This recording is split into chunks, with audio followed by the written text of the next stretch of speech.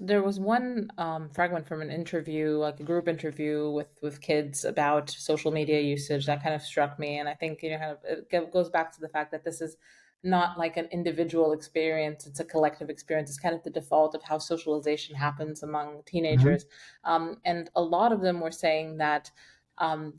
They would be glad, even though they're heavy users of these platforms, Mhm. they'd be glad if they would be outlawed, or they would, Mhm. they would have never happened because it's kind of like it's a negative Yeah, equilibrium or for the everyone. prisoner's dilemma story. Yeah, there may be something to that. Oh, I think people really exaggerate that.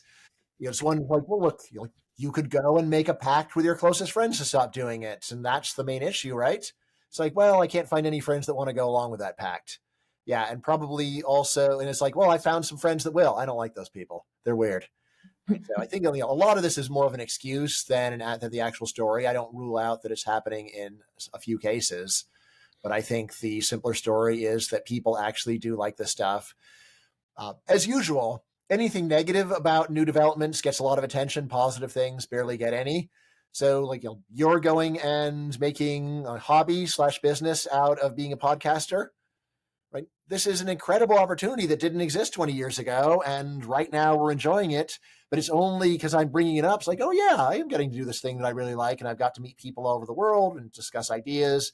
I can't tell you how lonely I was in the 1980s because I would read books and like, hey, anyone want to talk about the brothers Karamazov? Anyone? Anyone? No, no one. Zero. Zero people want to talk about the brothers Karamazov. I couldn't get my best friends in the world to go and read it and discuss it with me.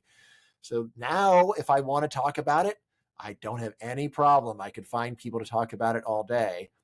Another case, people often want to go and blame the technology. And it's like, or maybe it's the user that is to blame and the technology could be used for good or bad. I totally believe that many people are lonely because of their internet usage. On the other hand, I'll say I have made hundreds of friends around the world because of the internet. Without it, I would have had no possible way of becoming their friends, no possible way of communicating with them. In the 1980s, I didn't have any friends in any other countries. No, any, zero. Now I've got friends all over the world. I can go travel anywhere and just put on my Substack, I'm going here. Anyone want to meet up? And there's always people wherever I go. Yeah, you're definitely one of the favored few that Tyler Crown was speaking of in this conversation. Is that there is a lot of upside, obviously, for the people who put these technologies to good use. And I have mentioned many times on this podcast that it is pretty miraculous that I get to do this. So I'm very appreciative of this technology. Right, but Um, the language, the favored few, it makes it sound like you get tapped on the head by a fairy with a wand. It's like, no, no, everyone can do it. Just do like stop complaining about things that you don't like, find things you do like, and then do them. Right? And if you say, I just can't do that transformation, fine. Do 3% less of what you don't like, 3% more or of what you do like, and then take it from there. Baby steps. Just do a modest change, and notice how much you like it. And once you get the ball rolling, then you can keep it going. But anyone who just says, "Oh well, it's just the lucky," like it's not luck in this case. It is paying attention to the world and then trying to go and improve your life, which everybody can do.